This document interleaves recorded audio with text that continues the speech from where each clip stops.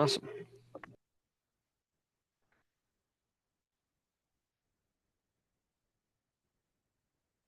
Probably give it a couple minutes like last time, let people roll in and get it kicked off.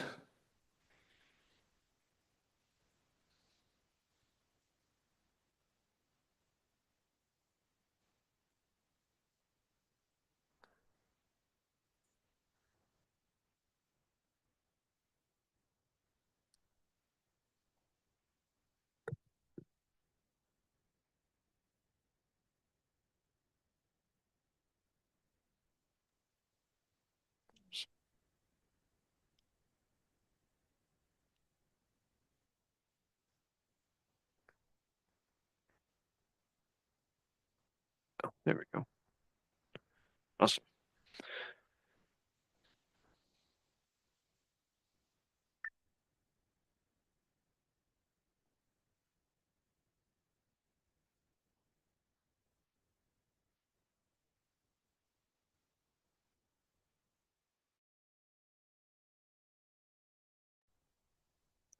I give it to about 5:35, 5:37 and kick us off.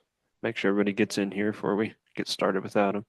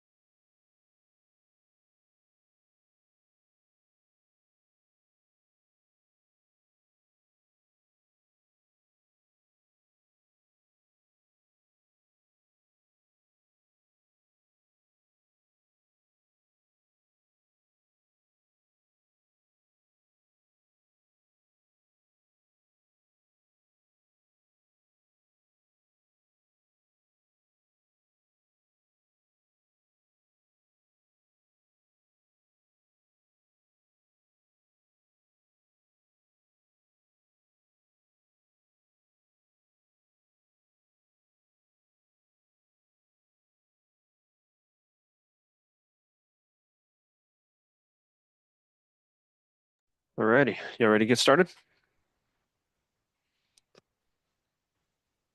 So this workshop will be follow along, a lot less, I would say, formal or than the last one. So as we're going, if you have questions, unmute yourself and ask them, and we'll get everything sorted out so that by the end of the workshop, you'll all have a functioning smart contract package on the SWE network that you can interact with and a wallet that you can use it with. So to get started, we're going to need to download SWE, which I'll send a link to um, their site there, and I'll also share my screen so you can follow along with me if you want to see how to. Here we go.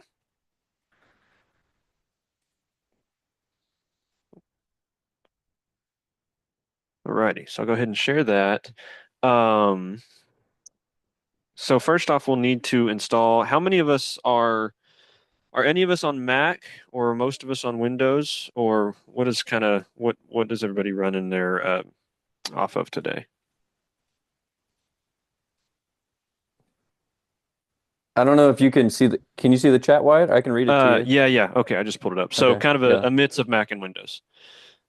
Okay, Okay. Yeah. seems about half Mac, half Windows.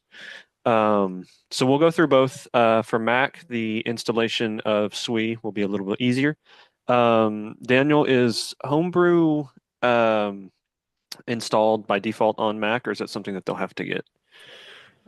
If they might have to get it, but the installation's also Pretty simple. pretty easy. Yeah. Okay. Oh yeah, here we go. So, okay. So if you're on Mac, go ahead and try this command in your console, just to brew install SWE. And then for Windows folks, we're going to have to install something called Chocolatey to install SWE for ours. I guess, let me check chat. Did anybody try the Mac version and have problems with it or not have problems? I'll go ahead and stick that in there for Mac people. All right, so there's the command in chat. Run that. If you have problems, let me know, and we'll go through on installing Homebrew. Um, for our Windows folks, awesome. Glad to hear that, JB. For our Windows folks, I just sent a link in chat that will lead you to the SWE installation page. And once you get there, you can go down to this quick install and open up this chocolatey.org link. And then we'll go with install on the top right.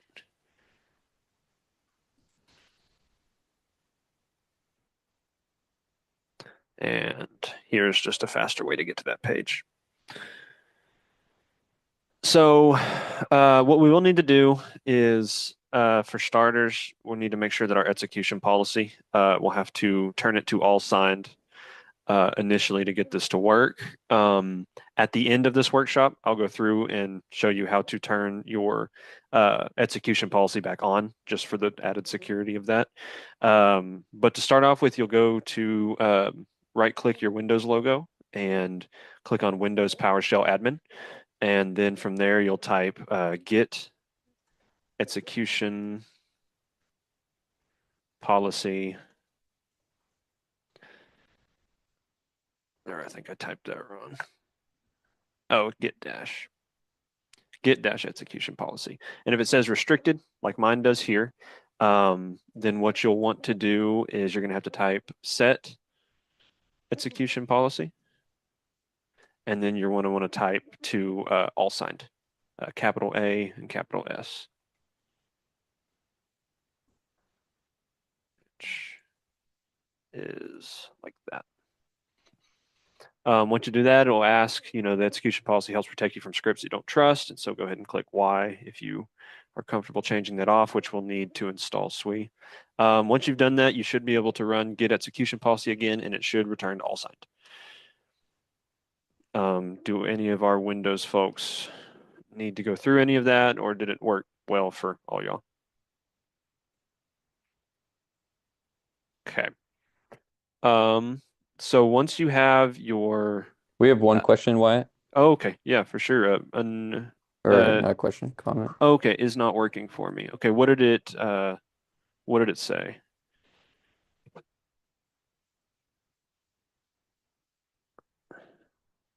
Permission denied. Did you run it as are you using an administrator PowerShell?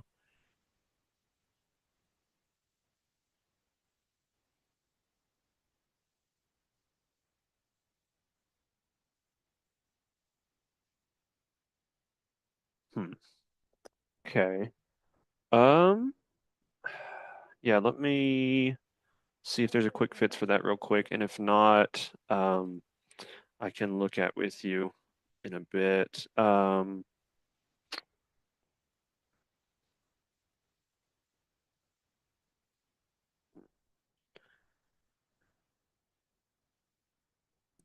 So okay. Uh, permission denied.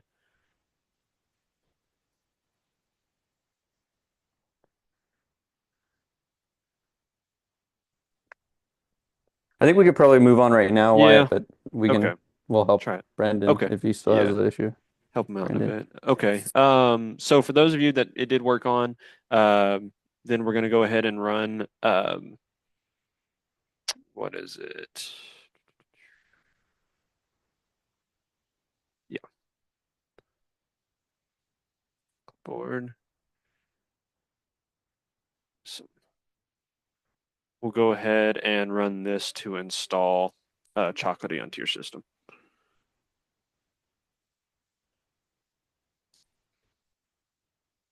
Step only for Windows. Yes, yes, Nick. This one is for um, Windows only. The Mac folks, y'all be using Homebrew. And so just check and see if that's installed on yours. And if not, we can help out with that too. Just run this in your console. Okay, awesome. So did anybody have problems getting that, Windows users getting that command to run? If not, we'll move on. All right, sweet. So then once you have your Choco installed, you can go ahead and close out of your PowerShell and open up a command prompt as admin. And once you have that opened up, you're going to want to run just Choco install SWI.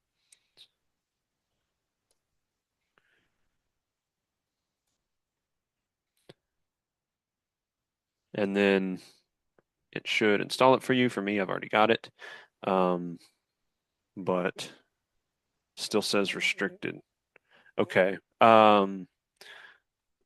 We can do for that. So go back to your PowerShell then, and instead of running all signed, go to set execution policy to bypass, and then Y as well to allow that through. And then try if this ran through correctly last time, you may not need to, but if so, run that command. Sky process force. Oh yeah, so that should set that fine there. That second script we ran should set it to bypass as well, but let me know. It says restricted on PowerShell. Is it saying where's it saying restricted when you're trying to do? Is that for the set execution policy?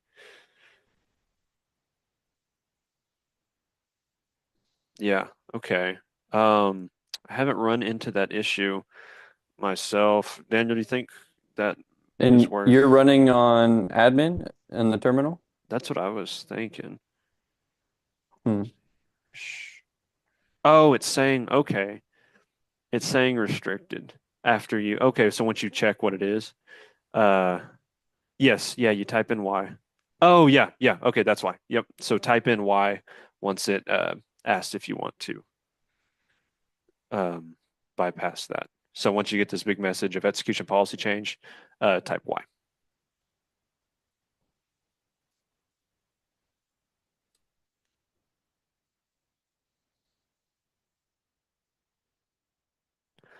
Okay. Then did anybody have issues running the Choco install SWI or the Brew install SWI?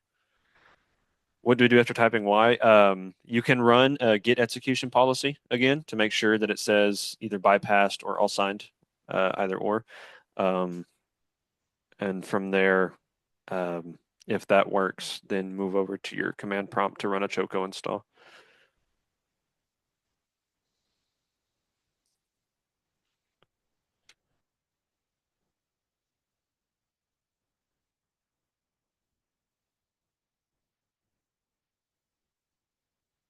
Alrighty. Did that work for you, Ashwat?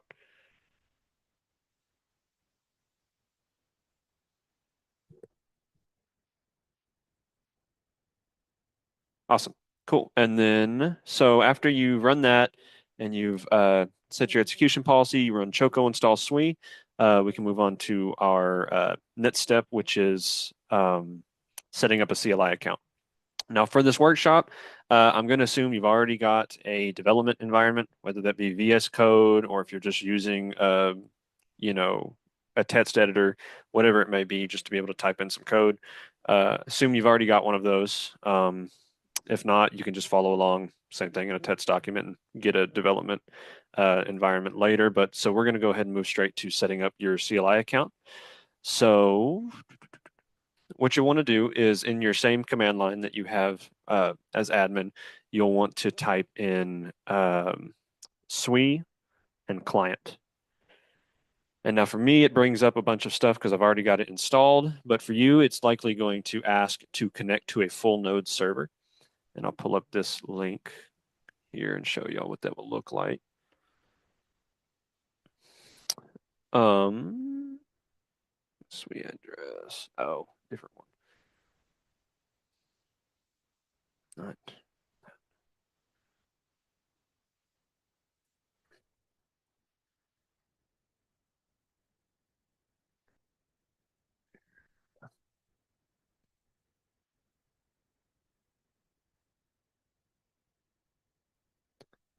Well, okay. Did anybody have any issues with that? I should have asked them if they wanted to connect to a full server. Here we go.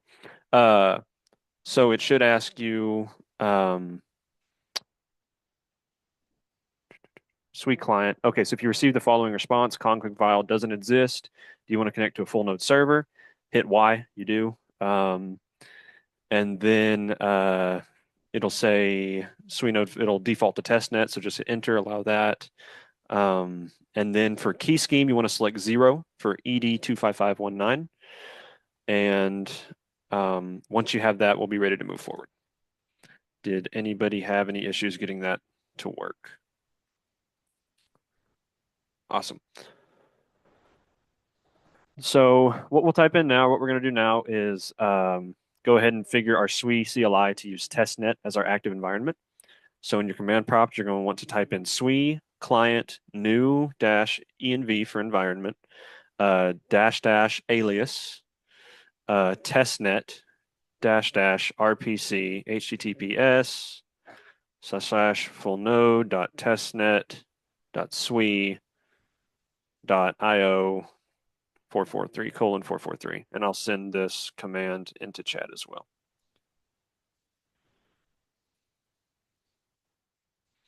Once you have that, go ahead and hit enter.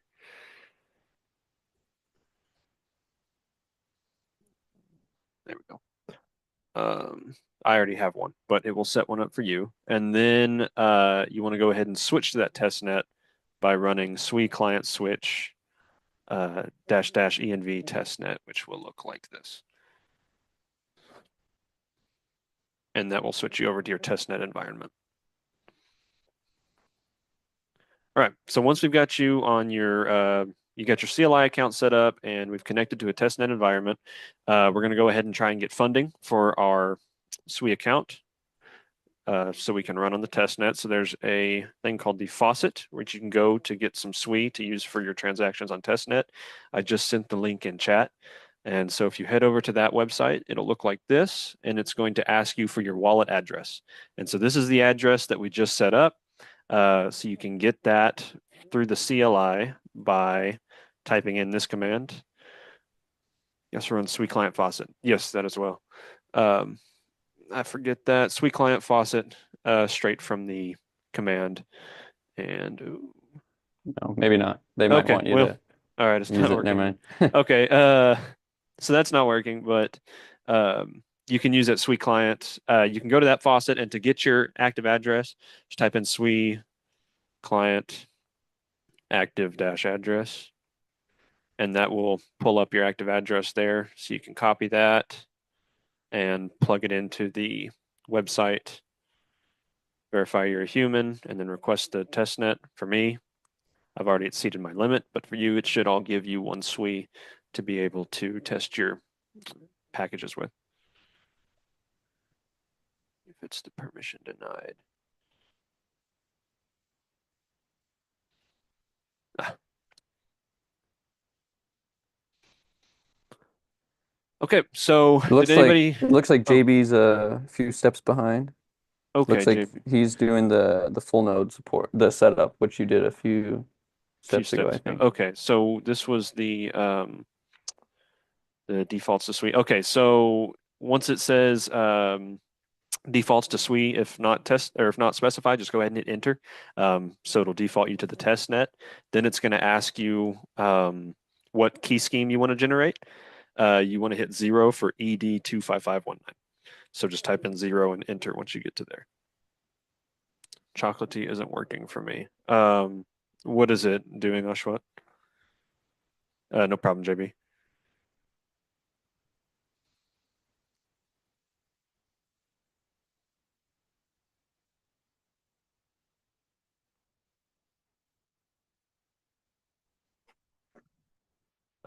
Choco install sweet command, but it isn't working. What kind of output did it give you? If you could copy the error message or even just paraphrase it.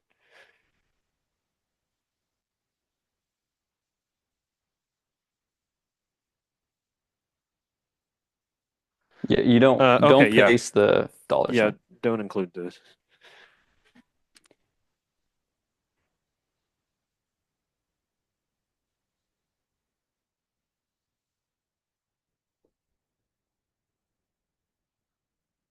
All right. Well, we're gonna go. Yeah, like in Oh, documentation, just for all you for those who don't know, like the dollar sign just represents like a new line in the terminal, basically. um, environment config with name testnet. Okay, Well, that's that's just that's good. I fine with mean, me. Yeah, it just means you're a step ahead, JB. Okay, so moving forward, so we're gonna set up. Okay, so hopefully, all those that are caught up, have y'all gone to the SWE faucet, plugged in your address, and gotten your SWE to work with? Going to assume so and move forward then. Um, so next up we have set up the move package. Uh, so that is we're going to be following this tutorial here on the docs, but we will be making our own little changes to it. Awesome. So for this, we're going to go ahead and we're going to move over to whatever directory you want to work on with this. And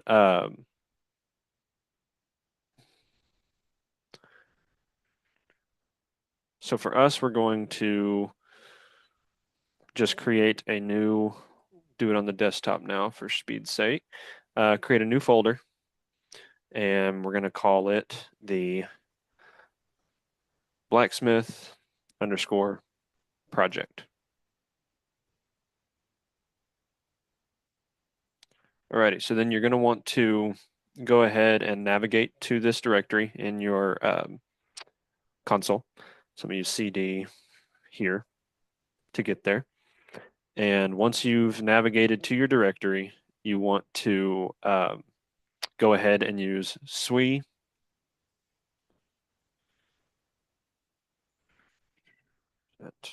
SWE move new, and then name this blacksmith underscore package,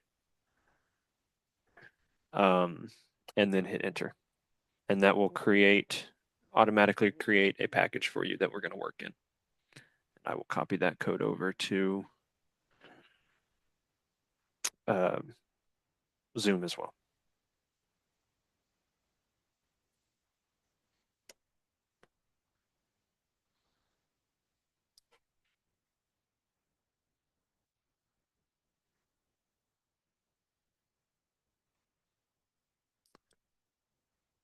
Okay.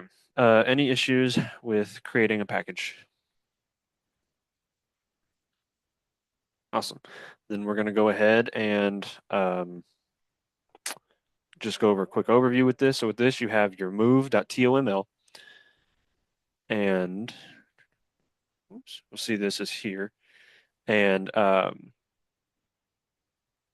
this is our manifest, which is going to define our package. So we have our trust.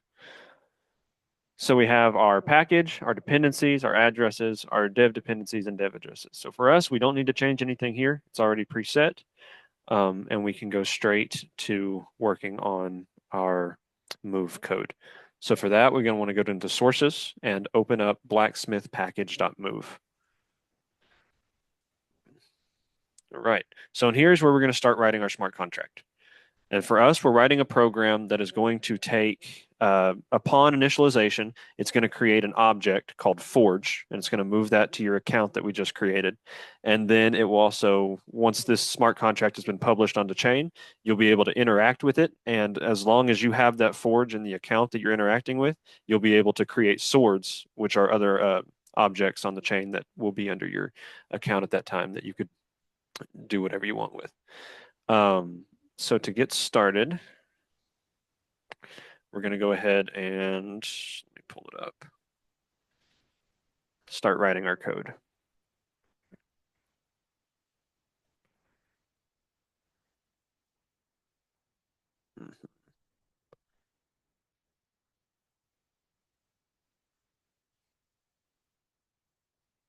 Oops. There we go. All right.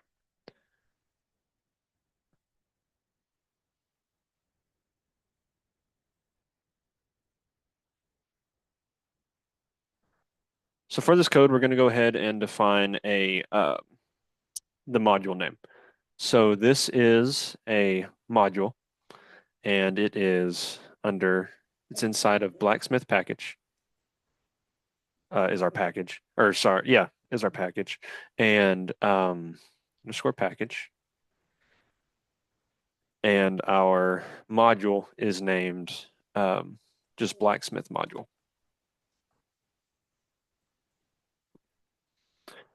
And then semicolon will define this. So from there, we're going to go ahead and create a, go ahead and speed us through here since we're starting to run a little lower on time. We'll create a public struct sword, which has a key, or has key and can be stored. And so we're going to give it an ID of UID, and this just gives it a unique ID on chain. And then it will also have two attributes, magic and strength, which are both unsigned integers 64. So I will go ahead and copy this into chat so you can have it as well. And that is our public struct sort. Then what else we have is we're going to have our function called initialize or init. And this is going to be what runs once and only once when the code is first or when our smart contract is first published. Our, not smart, but our module, package. And so what this will do is we have a function initializer, and it takes our transaction context, which is just all the information about the transaction currently happening. That's, who's sending it, gas fees, just all this stuff involved with that. And then we're going to let admin equal forge. And this is what we are going to be, did I miss? No, I didn't. Okay. Oh, there we go. So we're going to create a new variable called admin that is going to equal one of our, I missed that. Sorry. We'll also be having a sword or forge struct. And so this similarly has a UID and a sword's created just to kind of keep track of, we can use that later to keep track of how many swords that we've created. And this has key as well, but not store because it can't be stored inside of other objects is what that means. And so then we're going to create this. We're going to create a new variable called admin that is a forge, and it's going to have an ID of, we're going to create a new object with a CTX, and we're going to start it at 0 swords created. Then we're going to pass this forge object to the person who sent the module, which is going to be the package publisher. So I will send this code, which you can add underneath your sword.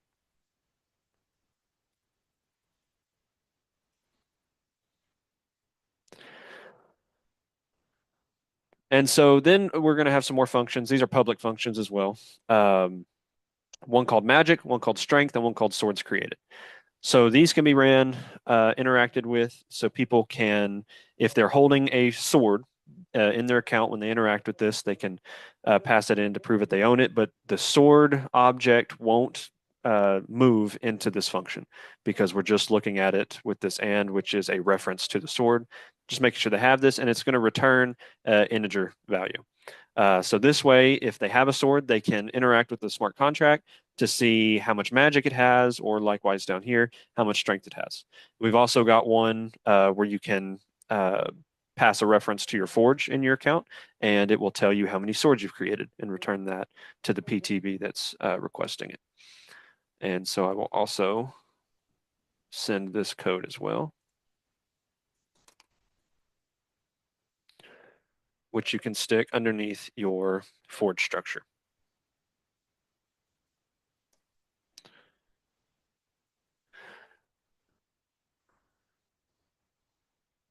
Alrighty.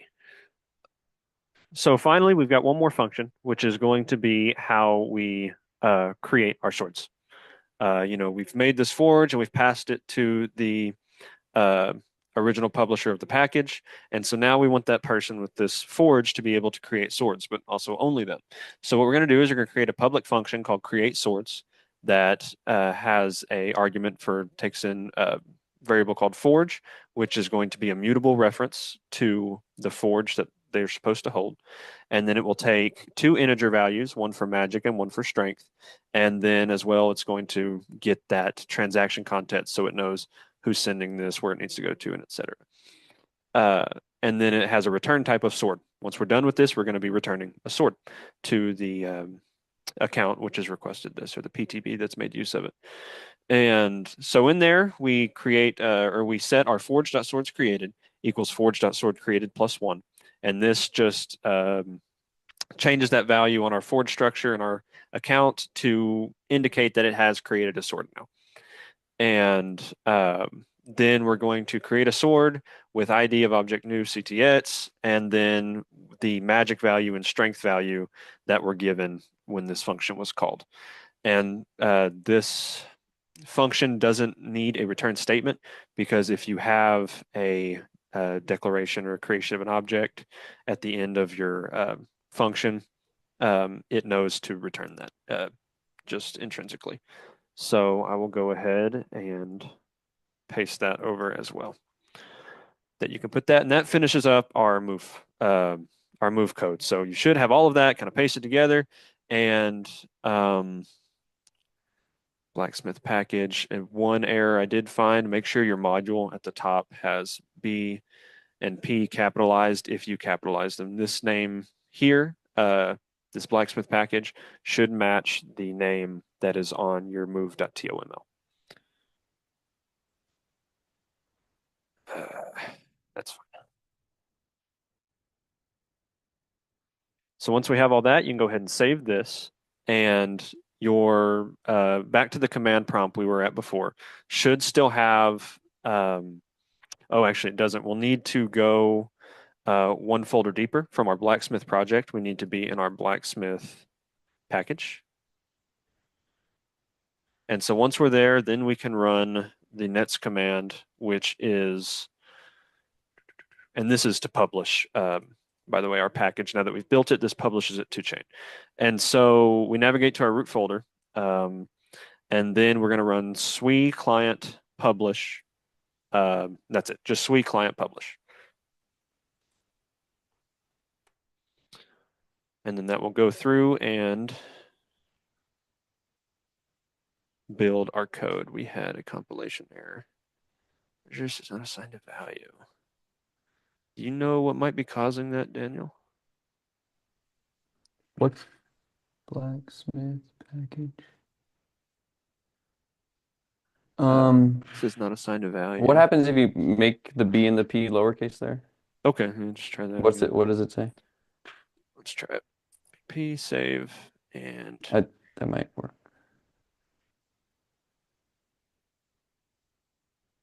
Yeah, because okay. if you go back to the TOML file, it doesn't need to match the name. What it needs to match is what's on line 21, which is the Oh, okay, address, the addresses. Okay, the name of it. Yeah. I see. Yep. Awesome. All right, so then once you do that, it should have successfully built your published your package like it did on mine. And one important value that we need to get off of here is our package ID, which we'll use in just a little bit with our programmable transaction block, which you just need to go down to published objects, which will be under object changes. And you want to grab this package ID right here and save that somewhere. If you do lose it, you can get it back later, but it's a lot easier to grab it now. So, okay, so once you write that down, now you have successfully written a module, or written a package, published it to the smart contract, and now we're going to go over how to write a PTB, or a programmable transaction block, that allow you to interact with this code on chain. So first off, there's going to be slight differences between our Mac and our Windows folks on how this works. But it's mostly going to be the same. And so we'll just go ahead and start going through that. So let me go ahead. So what you want to do is create a batch file. And where I would put this is, let me go.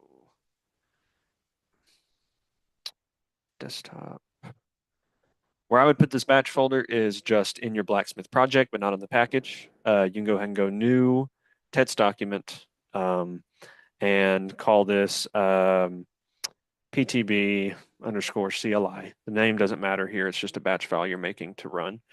And this needs to be .bat. And then once you've done that, you can hit right click and edit, and this will allow you to start programming your own batch file. Daniel, do you know the steps to create a file for running code on the Mac environment? It's pretty similar. Instead of a .bat, it's typically like a .sh. Okay. But they can also just follow along and type it out on their terminal directly, and it Mhm. would work the same. So Yeah, sure. yeah.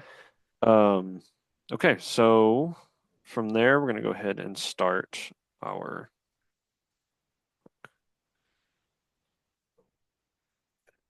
awesome. Sweet.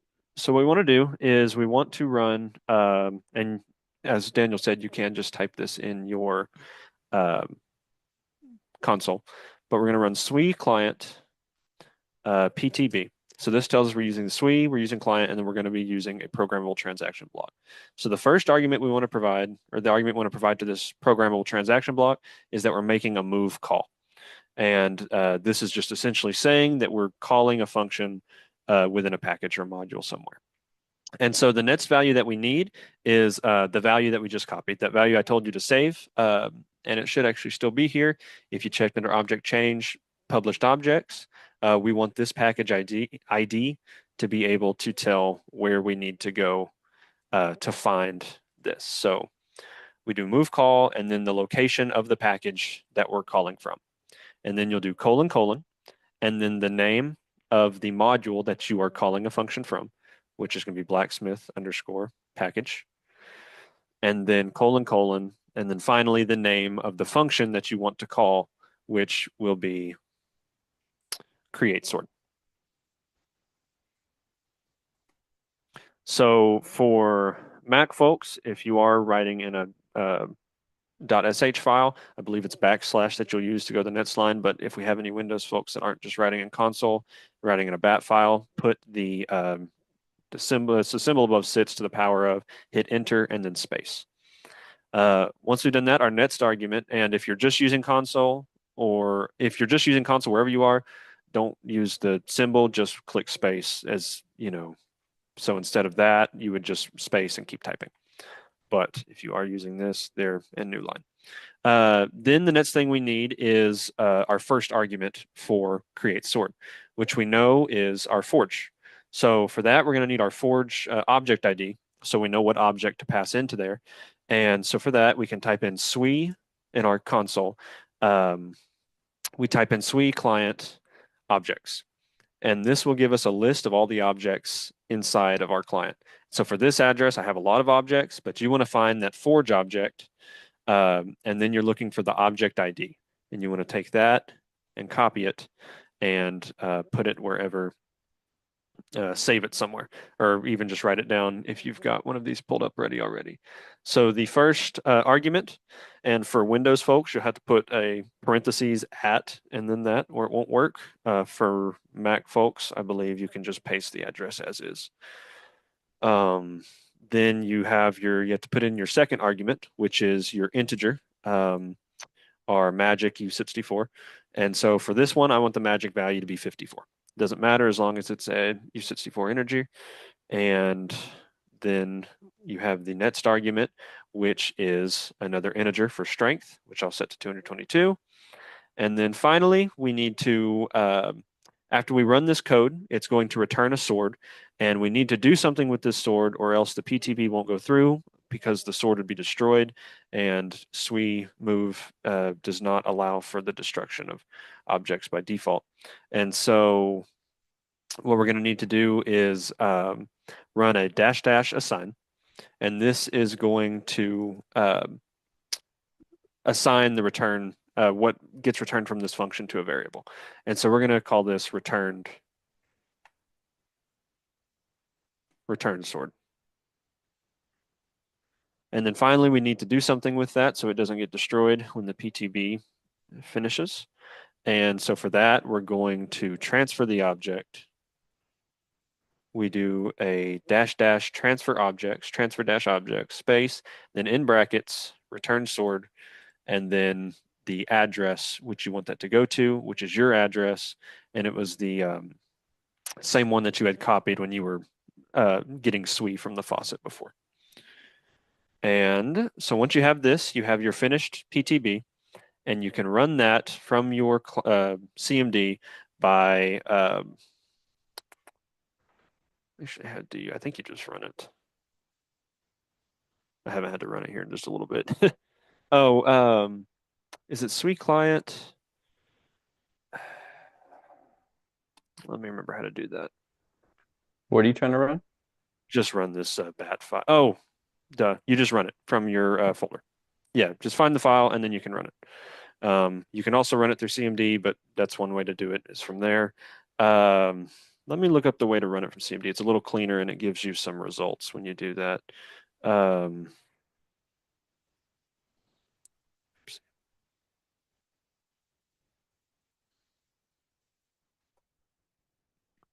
okay, just type it. So to run that, just go to the location of it. So for me, I need to back up and be in the blacksmith project, and I just run PTB CLI, and that'll run. And we have errors. Return sword.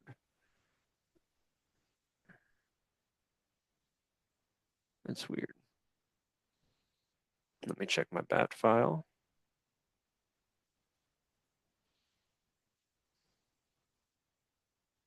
Hmm.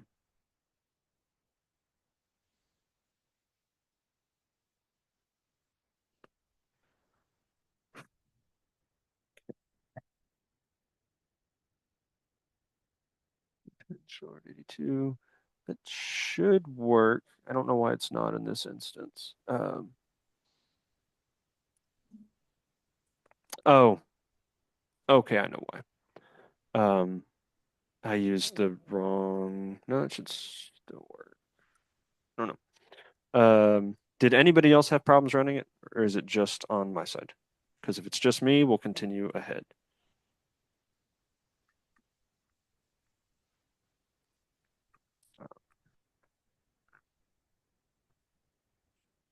Right.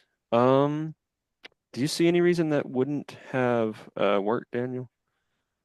No, not initially here, I Yeah, believe. it's probably just something small, but that's the essential, the basics of how you do it. There's a small error somewhere um, that should work for everybody else. Could not build. Did you mean? Oh, no.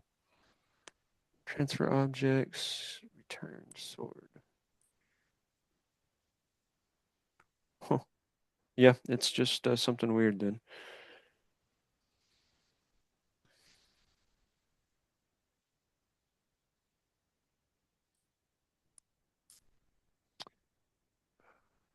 Oh, wait. Okay, I found the problem. I was calling from the one prior, I believe. Oh, the old Oh, package. yeah, I called from the old package. So this will have worked on your end if you did it right. Um, I copied from the old package. Oh yeah, I see. S, and then that should You work might need a new Forge package, Forge address as well. probably. Okay, well, this will work for new people. As long as you make sure you use the values that we showed you, you won't have duplicates because you haven't run this twice. Um, that was just over here, object ID. So this was the old forge. Let's pick up the new forge. Yeah, it looks like it's working for other people, so all Okay, good. that's good then. Awesome. Copy and paste the new forge S, and then we'll try that one It's a more time. No. bad error code for it. Hmm. Like Could the use the error bug. code isn't very helpful. Yeah, It has yeah. nothing to But do I with mean, other people have it working, so it's just something yeah. with our two packages. So that's good. Okay, so awesome. I'm glad that works for y'all. So that is how to. So now you've already successfully you have written your own package, you've published it, and you've interacted with it with your wallet as you would in just an official environment, just on the test net. We should have time to go through and just look at the TypeScript real quick. I don't know that we'll write it, but I'll go through on my screen, kind of follow along to show you how that Could you paste works. that bat file in the chat just so we can see it? Yeah, the one that I just made, Yeah, I just want to take a look. for sure. My computer. Well, no, it won't let me. Yeah, it's not letting me add it. I'd have to do it through Drive, which I think would eat up. You can't copy and paste it, I can try. Let's see, copy. or just like open it up the Oh, content. it Like, says unable to send file due to admin restrictions, even though I'm the admin. well, like you've been pasting other stuff in the chat. Can you just copy and paste? Oh, yeah, yeah, my bad. Sorry, I see Yeah, what you mean. Yeah. yeah, yeah. Boop. All right, there you go. Thanks. I bet it just didn't like, well, maybe not. I don't know. But either way, so there's how that works. I will go ahead and show everybody the POAP QR so that you can mint that and get XP for showing up. Um,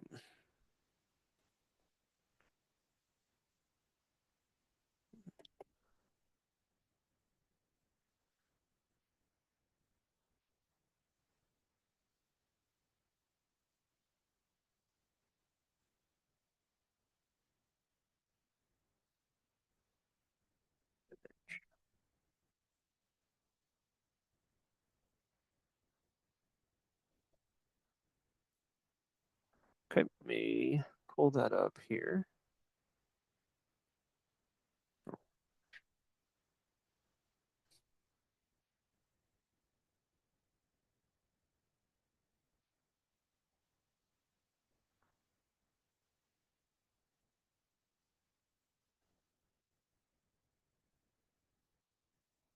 Awesome. Here is that POAP QR code for people who need that. And I'll leave this up here for about 30 seconds or so while I pull up the TypeScript code.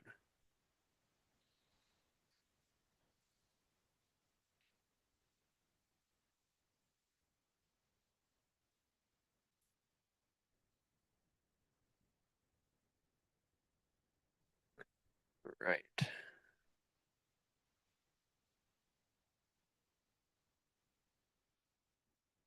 Okay, so this is the TypeScript code.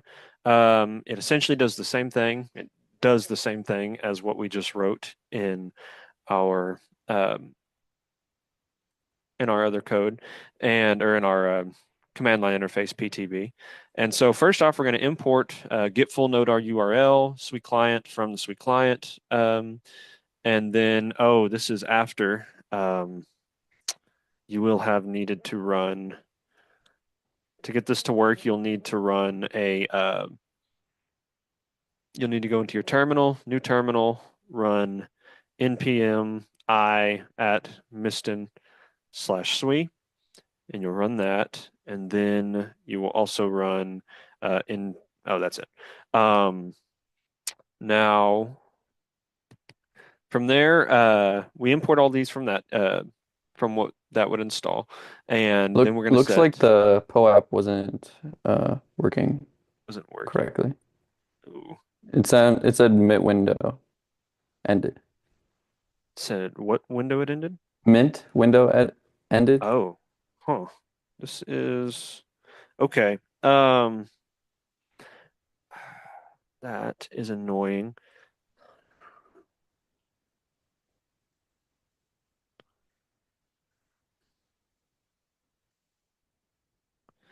Okay, copy that code I just sent into chat, and then I will open up a quest on Zeely.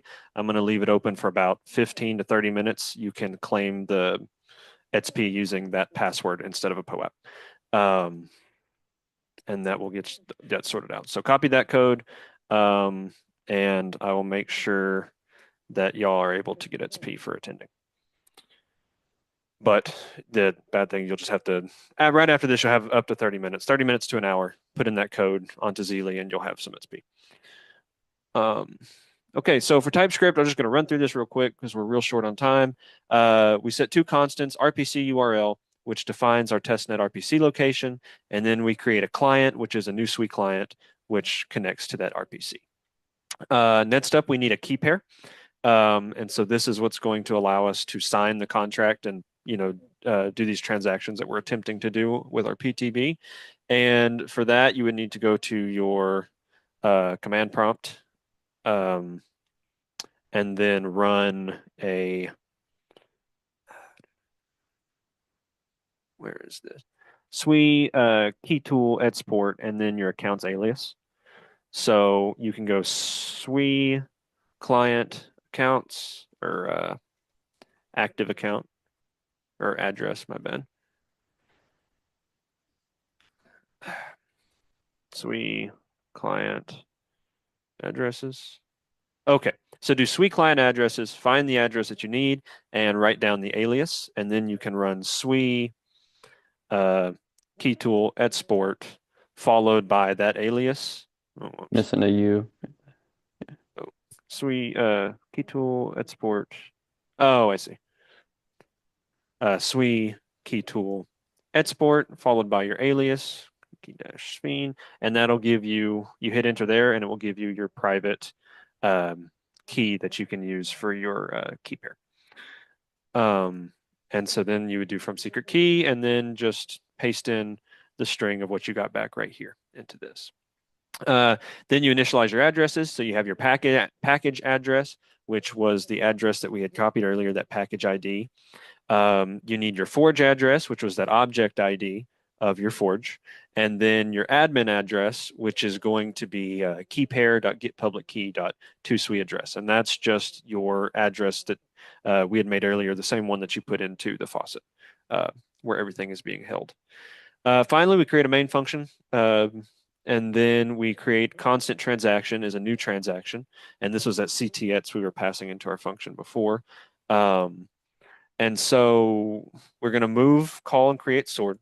Uh, we're going to do a move call for create sword. And so we set a variable sword is equal to transaction.move call, and then set the target to the package address, Smithy created world, which is the same as doing this up here before that we had done. And then we have our arguments are going to be our transaction.object, which is our forge address. And then we have a transaction.pure integer. And for me, I put the input to 22. And then a transaction.pure of integer 64 of for your strength then. And I put mine to 26. Then once that runs and then you've created your sword object, you need to transfer that to whatever address you want to, whatever account. And so for that, I use transaction.transfer objects, sword, and we're just transferring it straight to the admin address as before. And that would be the same as doing this line right here. Uh, and then finally, you want to execute the transaction and show the results to the user. So we set our constant result equals await client.sign and execute transaction. The signer is that key pair we use, which verifies it should happen. The transaction of TX. And then we have another constant transaction results, which awaits the client wait for a transaction. And we have our digest and show object changes, show balance changes, just some more diagnostic stuff and also things to make sure that it went through as it should have. And then we're going to log those to the console. And of course, we have our main catch. But that is just a real quick one through of the TypeScript. Both this TypeScript and the code, that batch file we had just written prior, they do the same thing. So it just depends what environment that you're needing to work on this with, or even what language you're more familiar and comfortable with. It kind of just gives a really good catch-all way of interacting with the sweet chain. Okay, so Advitaya, or sorry if I mess up your name, I'm terrible at reading as is. That password right after this workshop, I'm going to go on to Zeely and I'm going to edit the quest. Instead of connecting a POAP, you're just going to type in that password, and that'll be open for 30 minutes to an hour. So it's just going to be password protected. Daniel, did you have anything to add, or before we run out of time here in about 4 minutes? I'll just say really quickly, like I guess thank you, Wyatt, first of all. And then like for those of you following along, we are recording this, so if you're messed up at any stage of this, you can go back, watch the recording, and catch up. And then we can, if you send a message in the Telegram channel for the SWE bounty, we can also help you there. And then what Wyatt went over was essentially challenge 0 and 1, so you can get a pretty good jump start with that on the challenges. Um, and I right now we have challenges 0 through 3 out, so I'm going to be sending out the deadline slash like due date for those challenges. Should be like maybe in like 2 weeks, a week or something like that. So just keep an eye out for that. But then I will also publish the rest of the challenges as well. But yeah, thanks again, Wyatt. Yeah, awesome. Thank you all for coming to the workshop. And like you said, if you have any questions, just let us know on the Telegram and I'll get that Zeely quest posted right away. All right. Well, I'm going to end the meeting here then. Thank you all for coming out and hopefully see y'all at workshop 3.